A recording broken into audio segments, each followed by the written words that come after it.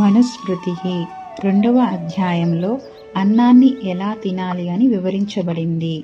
పూజాయో దశనాం నిత్యమధ్యాచ్చై తదకుత్సర్య దృష్ట్యా హృష్పేస్పసిధేచ్చ ప్రతినందేచ్చ సర్వసః. అన్నాన్ని ధ్యానించాలి, నిందించకుండా భుజించాలి, ఎటువంటి కలవరపాటు చెందక నిర్మల మనస్కులై ఉండాలి. ఈ అన్నం మనకు ఎప్పుడూ లభించాలని స్తోత్రం చెయ్యాలి.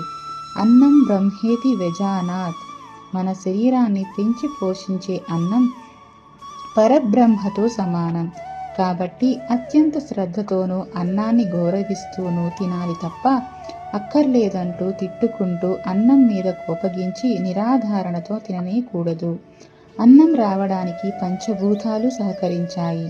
నేల పండించింది, నీరు మొలకెత్తేలా చేసింది, సూర్యుని వేడిమికి కంకి వచ్చేలా చేసింది, వాయువు ఎక్కువ తేమ కారణంగా పంట నాశనం కాకుండా చేసింది, ఆకాశం తగినంత వర్షాన్ని భూమిని దున్నడానికి, అసలు వర్షం లేకుండా చేసి పంట మీద ఉన్నప్పుడు రక్షించడానికి సహాయపడింది.